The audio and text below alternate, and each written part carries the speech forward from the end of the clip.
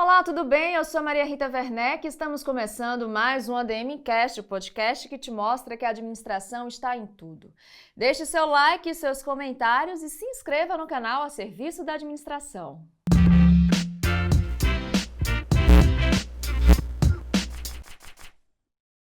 Hoje no nosso programa o tema é comunicação corporativa e como convidada temos uma das maiores especialistas em gestão de reputação e estratégia de comunicação, sendo também consultora de PR ou RP, empreendedora e embaixadora Endeavor e fundadora do grupo Máquina PR, atual Máquina Com Enough, um dos maiores nomes em agência de comunicação corporativa do Brasil e do mundo.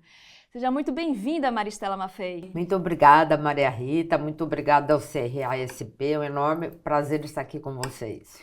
Bom, a gente vai aqui começar esse bate-papo com a Maristela, pedindo para ela traçar um paralelo, né? A Maristela que fundou o Grupo Máquina em 1995, as demandas de comunicação eram totalmente diferentes. De lá para cá, como é que você tem visto, né, a comunicação corporativa? O que é que mudou? O que é que ficou? O que mais te surpreende? Então, olha, realmente quando eu fundei a Máquina, era muito mídia impressa, era muito uma comunicação, nem se falava esse nome, comunicação corporativa, era muito uma comunicação focada no que vai sair no jornal no outro dia. Os grandes veículos de comunicação, os grandes jornais em todo o país eram muito influentes. Você contratava principalmente jornalistas para trabalhar em comunicação corporativa, mas o país havia acabado de ganhar uma nova Constituição. Então, as transformações foram muito, muito fortes durante essas décadas todas. A principal delas foi, primeiro, uma mudança tecnológica incrível, avassaladora, exigiu uma mudança do perfil de profissionais que trabalham na comunicação corporativa, e esse olhar mais vigilante das leis e das instituições do país com a nova Constituição trouxe também uma obrigatoriedade por parte das empresas de cuidar muito mais de sua comunicação. Hoje, quando você fala que o perfil, né, dos profissionais da área mudou, qual perfil é o atual? O perfil, atualmente, a área emprega muito profissionais que a gente chama de multidisciplinares e multiplataformas, né? Mas isso não invalida, e continua sendo muito, muito importante, e é o profissional mais bem pago, é o profissional estrategista, ou seja, quem lê muito, lê tudo que cai na mão, quem se prepara muito, quem tem uma formação acadêmica. Esse perfil de profissional foi ganhando apoio desses profissionais de mídias sociais, de tecnologia, muito, muito especializados em podcast, em lives, em multimídia e multiplataforma. Excelente. Bom, na sua opinião, quais os grandes desafios hoje as empresas têm ao se comunicar com o seu público? Então, olha, eu acho que são 3 desafios principais. O primeiro é estabelecer uma empatia. Sem isso, você não faz comunicação corporativa. O que é isso? A empresa, a entidade, a personalidade que não perceber que ela não pode só focar nos interesses dela, do core business dela, tá fora. Não consegue fazer uma boa comunicação. Então, o mundo demanda muito empresas que se conectem com as preocupações das pessoas, né? Então, desde crise climática, sustentabilidade. Então, ter empatia, se conectar com o outro, leva a você estabelecer um propósito. E a partir daí você faz um excelente planejamento de comunicação. Então, essa é a primeira, esse é o primeiro futuro, né? Que você perguntou, o que a gente vê para o futuro, né?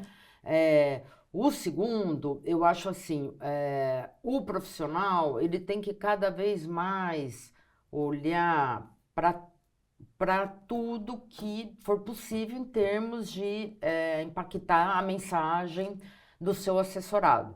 Então, assim, ainda hoje, eu noto as áreas de comunicação corporativa muito pensando na mídia digital, e se esquece um pouco de outras possibilidades de comunicação, né?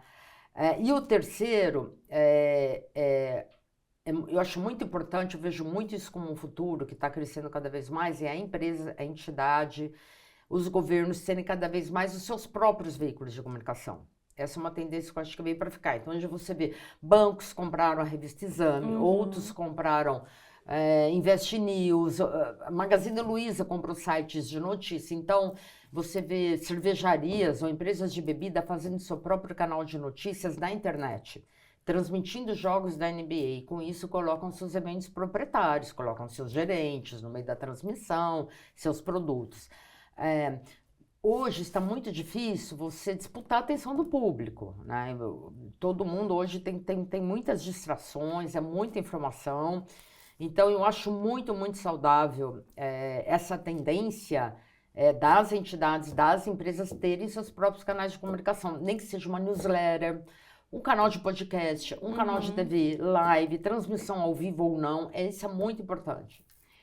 Bom, a gente vai aqui antecipar uma pergunta, porque eu vou pegar esse gancho que a Maristela nos deu, dessa questão da empresa se aproximar do seu público de uma forma mais personalizada. A gente tem visto hoje que o valor do consumo, ele não está mais no valor de mercado, ele está no valor pessoal, né? O consumidor, ele compra de acordo com o seu propósito, de acordo...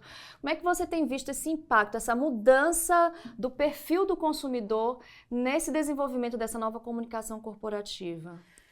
É fundamental, é fundamental. E isso demanda profissionais cada vez mais qualificados por parte da comunicação corporativa. Então, hoje você abre, não sei, um Instagram... você vê muito uma comunicação focada em despertar o desejo de compra naquele consumidor, em tornar a sua marca uma love brand, que a gente chama, uma marca querida, uma marca amada. Então, enorme esforço das empresas para fazer isso. Tem vários exemplos no Brasil, tem vários exemplos fora do Brasil. Marcas que apoiam causas sociais, que apoiam defesa da floresta, que apoiam defesa das populações indígenas, gênero, classe, raça, opção sexual. Então, você vê cada vez mais marcas que se aproximam de seus públicos e fazem isso, tanto por intermédio de uma comunicação direta, como por intermédio de mídia paga mesmo em redes sociais, né? Então, eu acho que isso não tem como negar, não tem como desprezar o enorme avanço da tecnologia para que as marcas consigam impactar essa comunicação de propósito, essa comunicação de empatia. Agora, uma curiosidade, você junto com as suas equipes sempre foram tão bem representados nas premiações mundo afora, né? Ganharam grandes prêmios. Como é que você se mantinha criativa dentro da comunicação corporativa, que a gente sabe que um objetivo precisa ser alcançado? Como conseguir manter, né? Então, eu acho que a comunicação corporativa, eu sou totalmente apaixonada, muito apaixonada, porque principalmente te possibilita você ter uma network enorme, né? Você se relaciona com vários clientes, com várias entidades, com várias pessoas e com outros profissionais que trabalham com isso, né? Então, assim, muitos profissionais de agência de publicidade, de marketing digital, a gente tinha muita troca, muita troca. Eu lembro uma vez que a gente fez uma campanha sobre doação de órgãos, que a gente acabou levando o Chiquinho Scarpa numa casa dos Jardins e ele simulou que ia enterrar o carro dele, que vale R$1 milhão, e aquilo bombou na internet. E foi assim, foram quatro agências envolvidas, de quatro, a nossa de comunicação corporativa, publicidade, marketing e uma especializada em consumo. Então, quer dizer, aquilo te possibilita uma imersão, você acaba fazendo uma faculdade por semana. Então, eu acho que é muito esse convívio e muito essa network, muita essa curiosidade acesa te faz permanecer criativo. Agora, pesquisando sobre a Maristela, eu vi uma frase sua. Na verdade, tem duas frases que eu destaquei. Uma delas é que você é apaixonada por essa área de gestão de crise. Você adora.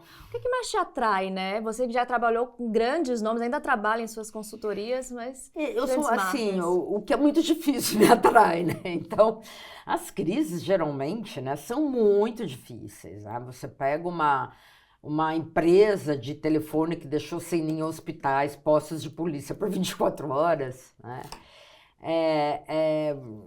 Para mim é um super desafio, né? Então, isso assim me atrai muito, muito, muito, né?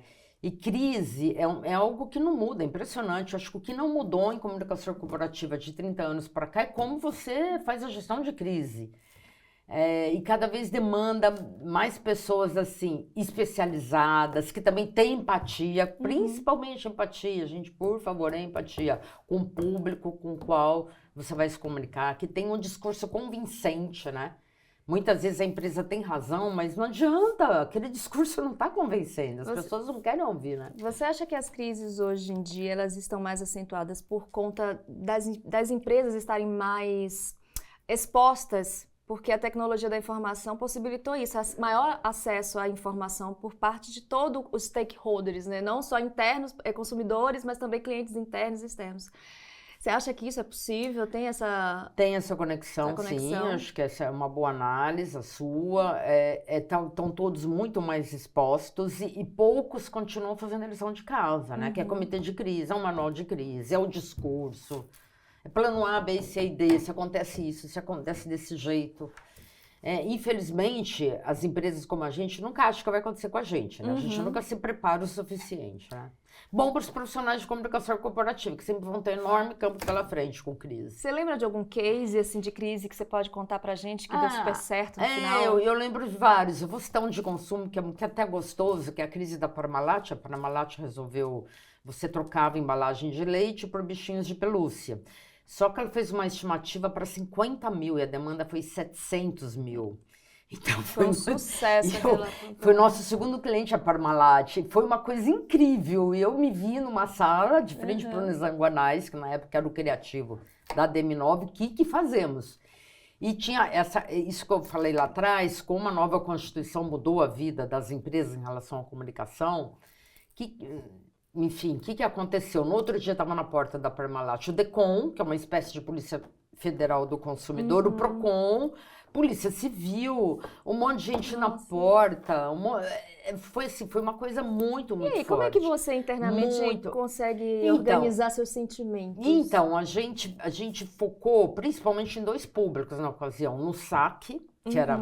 A gente colocou 10 pessoas da minha agência na máquina do saque, na Parmalat, pegou mais 30 funcionários, treinou assim 2 horas, porque assim, eles conseguiram mais 30 linhas na mesma manhã, e a gente pegou muitos funcionários do nosso lado. Olha, a gente tem que ser humilde, pedir desculpa, diz que graças a você foi um enorme sucesso. Aquela coisa do discurso convincente. Não adiantava a Parmalat falar, mas só me deram autorização para 50 mil. O governo porque só autorizou importar 50 mil. As pessoas não estão nem aí, entendeu? As pessoas, olha, entendemos seu sofrimento, entendemos a angústia do seu filho, estamos fretando, aí veio a genialidade do Nizam. Enquanto equipe de comunicação, a gente colocou as pessoas, treinou, é fundamental treinar. Todo funcionário da Parmalat tinha que saber o que falar, porque ele estava sendo questionado. Então, a gente colocou vários porta-vozes para falar, um com rádio, um com TV, um com jornal de bairro, não tinha mídia social na época. Então, assim, muita agilidade, tem que ser muito ágil, tem que colocar gente muito experiência, tem que colocar profissionais que têm um perfil de trabalhar em área de logística de uma grande empresa. Na hora, você tem que ter tem que ser SAF, saber exatamente o que faz e ter bons fornecedores. É como se você fosse distribuir 100 mil latas de cerveja ou de água em 200 pontos de venda numa manhã, entendeu? Então, esse profissional que sabe fluir, sabe delegar, sabe se comunicar, esse head de área é fundamental. Maravilha. E foi muito divertido, porque daí ele fretou um Boeing da China, veio da China com 1 milhão de pelúcias. E no aeroporto, olha, saiu no Jornal Nacional, o Jornal Nacional deu 3 minutos, então foi uma coisa, foi muito legal, foi muito legal, mas a gente tem que ser muito humilde em crise, muito humilde. Bom, falando em Nizanguanais, né, você já conhece, já ouviram falar com certeza, grande publicitário, mas que tem formação em administração, você sabia, Maricela? É mesmo? Ele é formado, se eu não me engano, pela UFBA lá em Salvador. Eu achei incrível, eu estava até vendo os materiais de vocês, muito bacana, nossa revista adorei, amei, já roubei para levar para minha casa. Fica à vontade. É incrível, assim, o profissional de administração né, num tempo de tantas mudanças, né? Se fala tanto em IA, eu não vejo o mercado de trabalho sem um profissional de administração. É incrível, assim, desde programador visual, a pessoas que trabalham em comércio, em postos de gestão.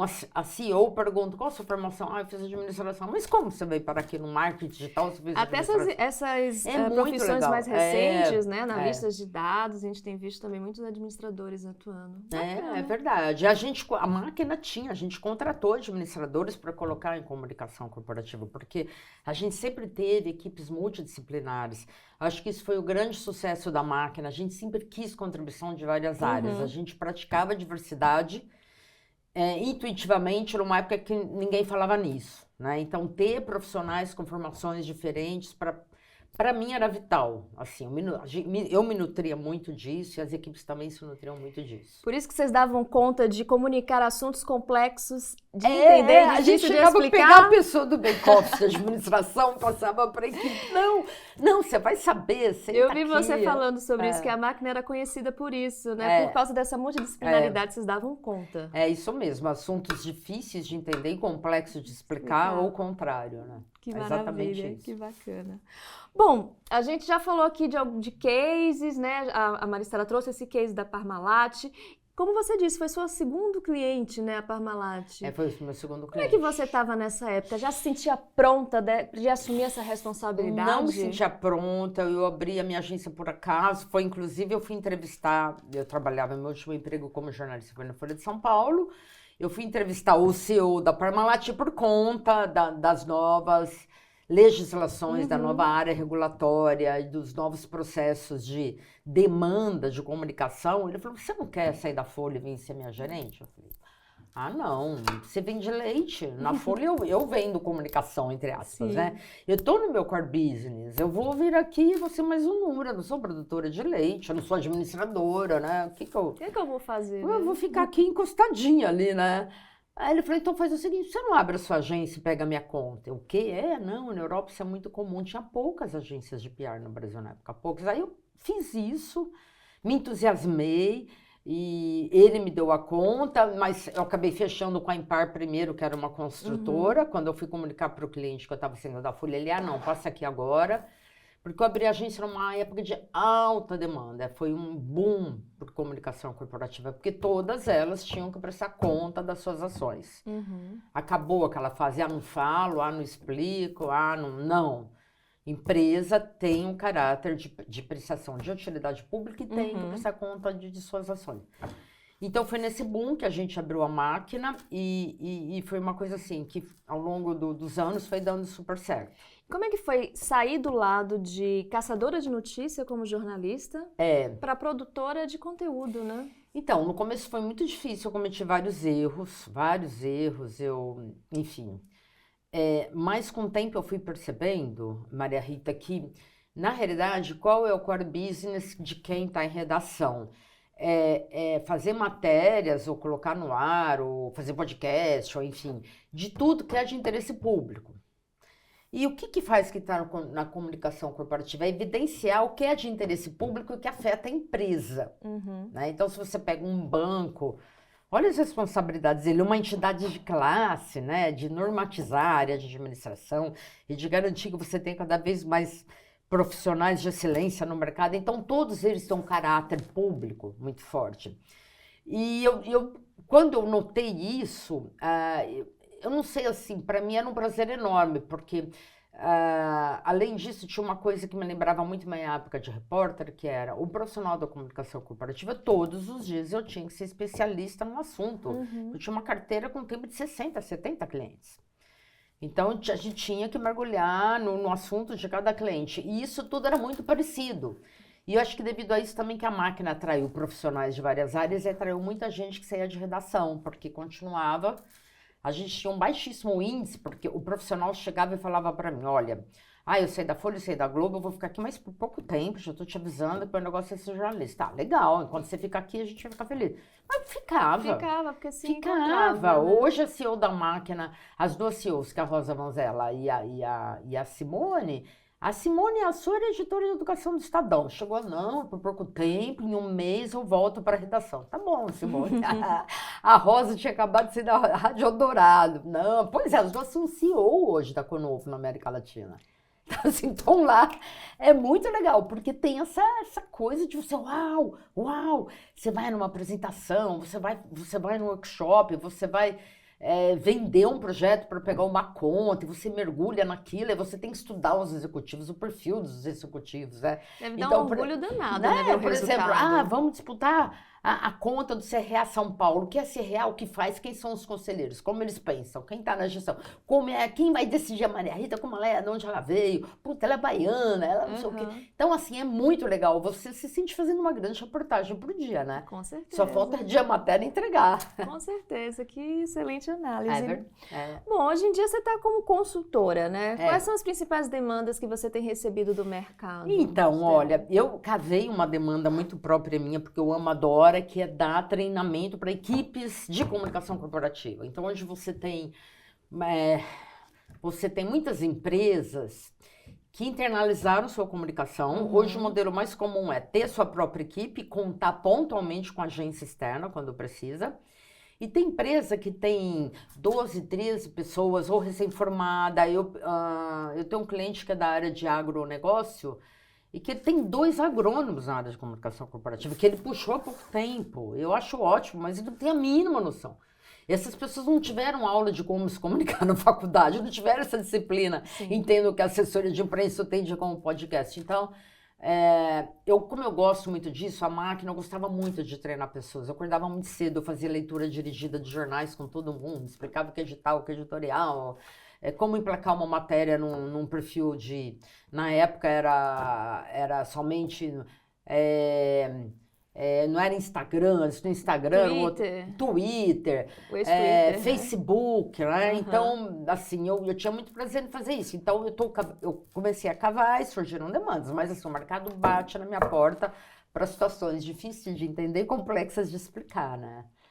As crises continuam surgindo, eu não fico mais na operação, mas eu ajudo os CEOs, os CFOs, e os gestores de comunicação a fazer estratégia, achar o discurso convincente, qual o melhor modo de comunicar, quais canais, reformatar a equipe, treinar a equipe, contratar mais pessoas ou não. Então, você chega a desenvolver projetos de comunicação? Chega a desenvolver projetos de comunicação em empresas aí hoje que estão na mídia. Mas com aquela equipe que já tem na empresa? Não, eu tenho uma pessoa que trabalha comigo e a gente formata, porque hoje o que acontece? Você pegou bem essa mudança, as coisas assim mudaram muito rapidamente, né? Então, assim, é muito difícil você ter uma equipe, você tem que formatar a equipe de acordo com o tema do setor. Então, nós somos em 2 pessoas, recentemente a gente conduziu uma crise política, uma crise na área de infraestrutura, uma grande concessionária de infraestrutura, não é Enel, a gente contratou. Estava pensando, né? Não é. Você sabe quando estourou a crise Enel, eu falei, ai meu Deus, falei, que vontade, você gosta de uma encrenca, Maristela, mais ou menos. Então a gente pega muitas áreas, conduzi uma crise de um jogador de futebol relativamente famoso, então... E aí eu acabo pegando profissionais que entendem muito daquele segmento. Então, você tem que ser também humilde na hora de reconhecer que o seu conhecimento vai até um ponto e onde você cruza com a sua linha de ignorância, você tem que chamar profissionais que entendem daquilo. Então, eu formo equipe, muitas vezes eu deixo uma equipe por um tempo dentro da empresa, muitas vezes, infelizmente, para meu desgosto, para o meu gosto, né, que eu gosto muito também, a empresa contrata aquele profissional... E trabalho por projetos, por um período fechado e... Geralmente eu não toco mais de 2 projetos. Geralmente eu toco mais de um projeto e, por exemplo, agora eu vou fazer uma viagem, eu vou fazer uma imersão na Amazônia, eu vou ficar um tempo fora. Então, fechei meu último projeto para entregar quinta-feira. Não só pego retoma outros, na sua volta, indico se você tiver... profissionais. Então, quando você tem essa liberdade, você faz o que você gosta e no tempo que você gosta, é muito gostoso. Quando você conquista isso, é muito bom. Bom, que dica você deixa para... A gente está falando aqui com certeza para profissionais da administração. Você diz que é um mercado que abriga, né, que aqui recebe, melhor dizendo, profissionais de todas as áreas. O administrador é muito bem-vindo. Qual o primeiro passo para ele ingressar nessa área de comunicação corporativa? O primeiro passo, eu acho assim, por mais que a gente tenha muitas possibilidades, eu acho muito importante você entender e conhecer o seu futuro público interlocutor. Então, Que jornal você lê, o que veículo você acompanha, como você consome informação. Então, naquele veículo, vê quem são os principais articulistas, quem são os editorialistas, quem são os formadores de opinião que você admira. Aí você vai, então eu imagino que você assine um veículo digital, você lê um jornal, ou você acompanhe em perfis de redes sociais, os veículos, ou você assista um telejornal, ou você venha todo dia de manhã escutando uma rádio, vê os profissionais, então acompanhe-os no LinkedIn, em todos os perfis de redes sociais. Segundo, leia. Tem uma lista de livros, depois, assim, leia, consuma muita informação da área de comunicação corporativa. Depois faça um treinamento dentro da comunicação corporativa. Você é extremamente importante, porque você é uma pessoa organizada, metódica. Todo gestor que é feito a área de administração é estrategista. Então, assim, você sabe por onde exercita isso. Leia livros de estrategista, leia livros de pessoas que enfrentaram grandes desafios nessa área. E fale com a Maria Rita para ela mandar seu currículo para grandes agências de PR e para grandes empresas que sim vão contratar administradores com uma enorme boa vontade, eu te garanto isso. É isso aí, é isso aí. Bom, a gente está quase chegando ao finalzinho aqui do nosso bate-papo. Antes de pedir a dica de leitura para Maristela, não sei se vocês sabem, quem já acompanha a Maristela nas redes sociais, no LinkedIn, enfim, a carreira dela, sabe que ela é autora também de livros, né? Inclusive, 2 dos livros mais indicados nas faculdades de comunicação, sendo um deles o Assessoria de Imprensa, Como se Relacionar com a Mídia, de 2004, e Comunicação Corporativa, Gestão, Reputação e Posicionamento, de 2011. Esses livros eu estou devendo uma atualização na editora. Isso que eu ia te perguntar. Mas eles continuam sendo adotados, então eu falo, mas aí atualizar. Que entra a minha pergunta. É um livro um pouco visionário, né? De acordo com esses 2 livros, como é que está a sua atualização diante de todas essas transformações? O que é que você acha que vai entrar? Então, primeiro, esses 2 livros, o primeiro é muito legal, porque isso que eu falei de dessecação, ter estratégia, como atender o formador de opinião, ele aborda muito isso. O segundo já entrou muito em novas tecnologias, né? Você quer que eu indique um livro agora ou não? Não, eu quero primeiro entender como é que está esse processo de atualização. Se você está pensando em atualizar esses livros conforme todas essas mudanças, né, que a gente está vivendo. Eu acho fundamental, sim. Eu estou pensando bastante em atualizá-los. Aí está prometida uma nova edição para 2025. O que você acha que está para entrar, assim, de primeira, assim, que você pode adiantar para a gente? Questão da tecnologia? É questão, assim, de como você operacionalizar o que você sabe que você tem que fazer. Porque todo mundo sabe que a questão de novas tecnologias é importante. Todo mundo sabe que ajudar a empresa a buscar um propósito é importante. Esses livros, como eles foram pensados, apesar de depois de ter tido um grande sucesso para um público maior, mas eles foram muito pensados para estudantes de jornalismo. Então, o primeiro livro lá atrás, que era muito focado em mídia, era assim, como vender, a gente fala vender uma pauta, né? Como despertar o interesse dos jornalistas, como acompanhar a pauta, como falar com o diretor de redação, quando é preciso, quando não é. Essa nova atualização tem muito uma proposta da editora Um Belo Desafio de como pegar um assunto específico e mostrar como isso pode ser matéria de jornal, virar um podcast, ir para uma live, mas você pode despertar o interesse também do enorme formador de opinião que tem uma página no Facebook, ou dos influencers. Pode ir para a TV, não pode ir para a TV. Como você pode, com isso, ajudar no convencimento interno, né, da sua empresa, né? É muito difícil, até hoje, você convencer um executivo do que pode ser feito, né? Então, que argumentos você tem? A necessidade de uma newsletter, a necessidade da sua empresa ter ou não um veículo próprio de comunicação. Então, pretende ser muito assim, colocar a mão na massa mesmo, né? Que é uma coisa muito feita também na administração, né? É assim, você aprende a fazer fazendo, né? Tem muito livro teórico, Traça né? planejamento e vai, né? Eu tenho lido muito livro da minha área hoje, muito assim, é super importante, né? Mas tem muito mais do mesmo, né? Eu falo, gente, você mostrar para as pessoas como você faz, né? Como você estrutura a necessidade de equipe multidisciplinar, né? Então, é um livro que ele tem esse objetivo de ser realmente útil para as pessoas, né? Que as pessoas risquem embaixo, achem legal, comentem, e que os professores adotem, e que seja vendido em banca de aeroporto, que um executivo e que eu acho que é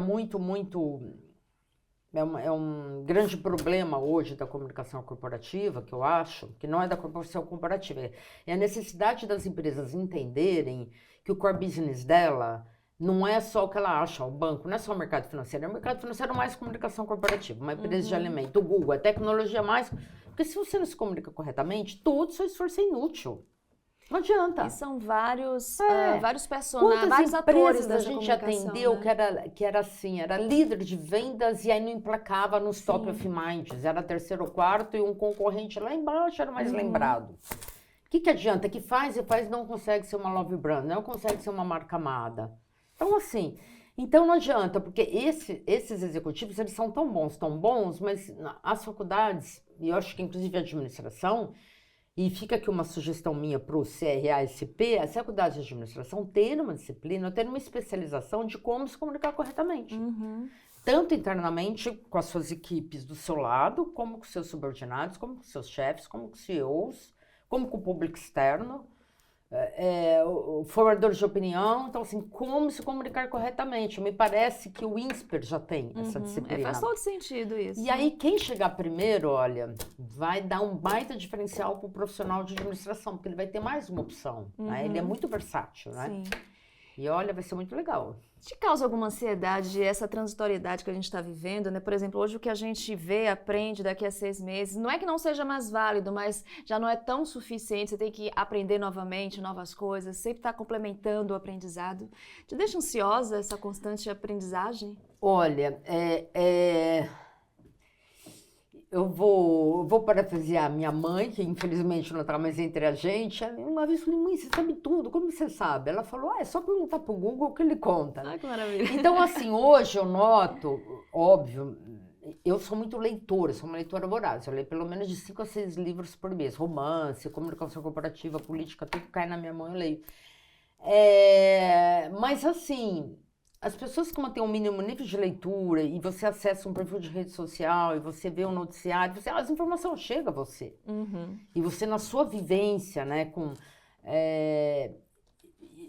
assim, você em férias, eu fazia muitas viagens assim, que eu tirava férias, mas também ia muito atrás de coisas que me interessavam. Visitava muito a universidade fora do país, ia muito atrás de museus que também tinham a ver com a minha área, porque eu gostava muito disso. Então, eu acho que a atualização hoje, você tendo foco, sabendo onde você quer chegar, não é tão difícil assim, apesar de ter muita coisa. Acho que dá para você focar, dá para você estabelecer uma meta, né? dá para você afunilar, ler os grandes romances, ver a lista dos 10 livros mais vendidos, não de autoajuda, não só de administração, né? Ver os grandes escritores, ver um Itamar Vieira, ver uma Helena Ferrante, ver uma Tati Bernardi.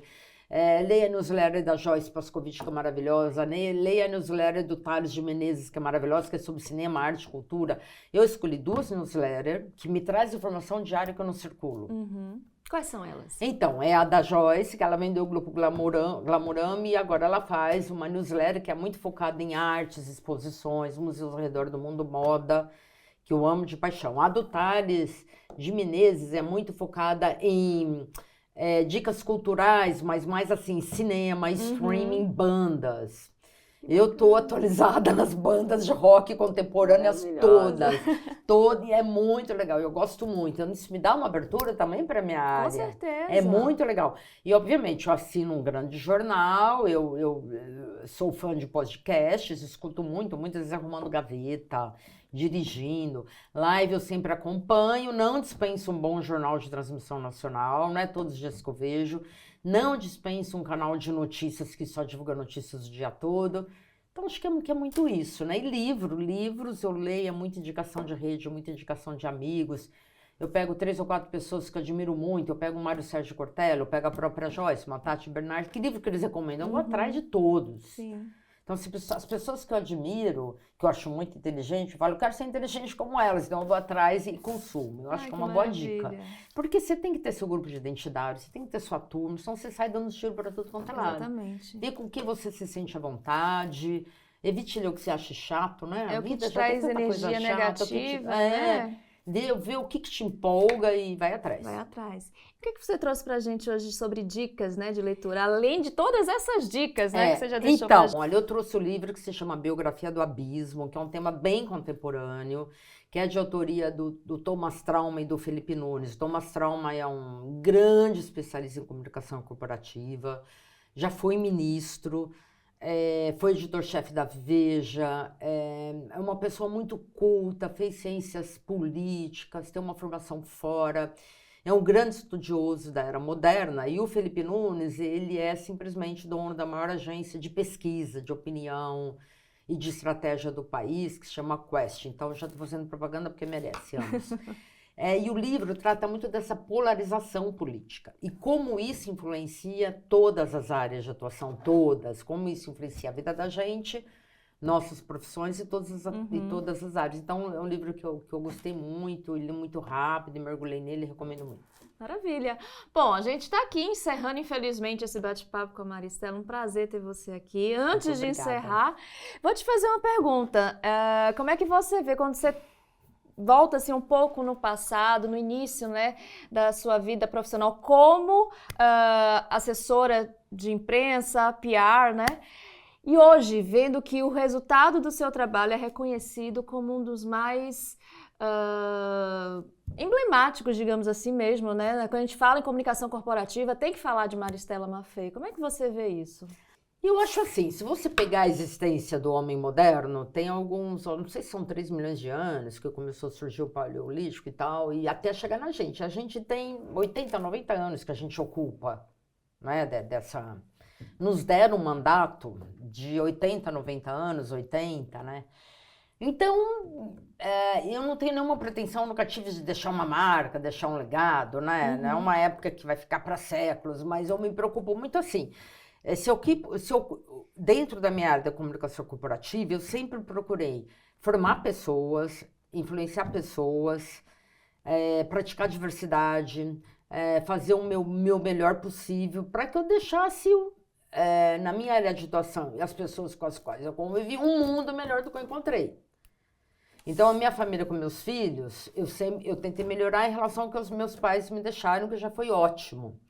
A minha convivência com vizinhos, tentei melhorar. A minha empresa, assim, eu me procurava muito informar as pessoas, em qualificar as pessoas. E eu já tive sócio que falou, imagina, você qualifica e a pessoa vai embora. Eu falei, nossa, que bom, só fala para ela indicar outro, né? Porque e acompanhar, e se não gostar, voltar, né? E esse reconhecimento ao qual você se refere foi acontecendo naturalmente, né? Eu nunca planejei, né? Eu nunca quis deixar um legado na minha área, nunca quis ser premiada.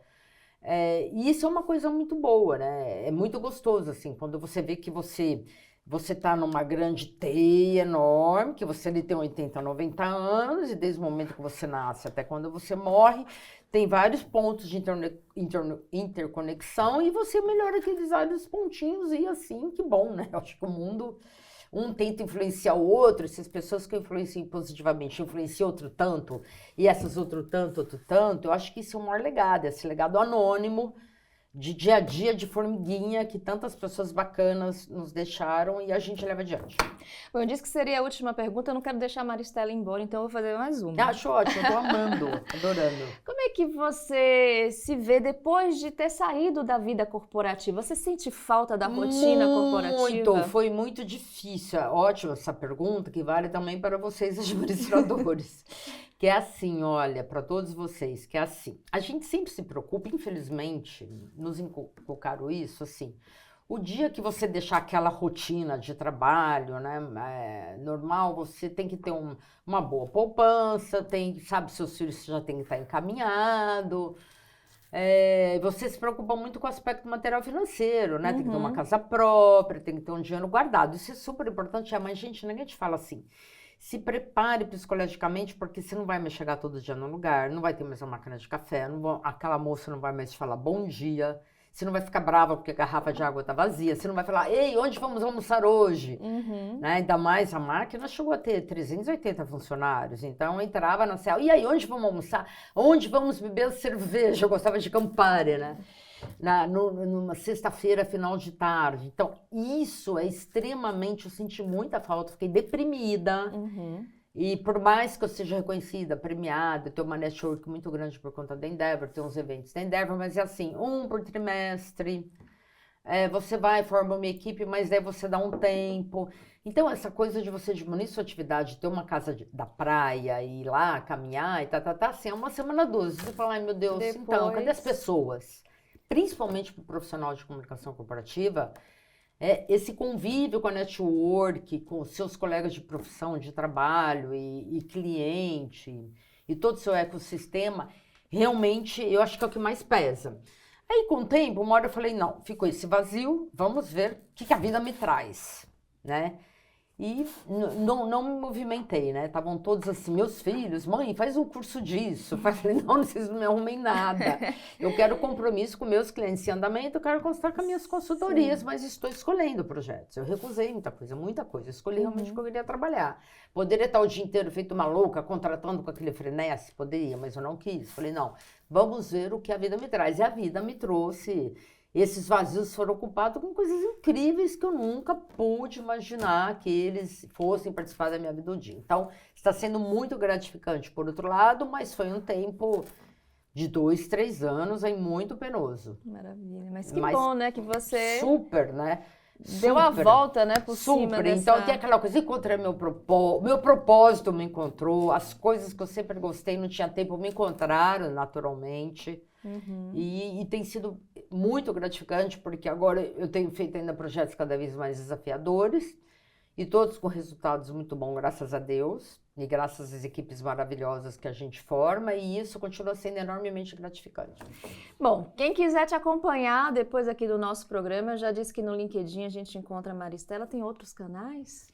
Eu tenho Instagram, eu tenho Facebook, mas são mais, né, assim, não são coisas extremamente profissionais. Uhum. Tento atualizar meu LinkedIn, na medida do possível. Eu tenho uma página no YouTube também, com palestras, com outros podcasts, enfim. A gente vai colocar aqui embaixo todos os endereços. Tá bom. Muito obrigada pela oportunidade, mais uma vez, ao CRASP, a você. Foi um prazer enorme ter essa conversa. Imagina, eu que agradeço tê-la aqui com a gente, compartilhando, né, um pouco da sua trajetória, um pouco sobre esse assunto que a gente quis trazer aqui para o nosso canal. Bom, eu quero agradecer a vocês também que ficaram conosco nessa edição do ADM Cast. Eu sou Maria Rita Werneck, é um prazer ter você aqui no canal a serviço da administração e também no Spotify, você que está me ouvindo. Bom, se ainda não é inscrito no canal, aproveita, se inscreva agora, deixe seu like, seus comentários e, claro, siga as redes sociais do CRA São Paulo. Até o próximo ADM Cast. Tchau, tchau!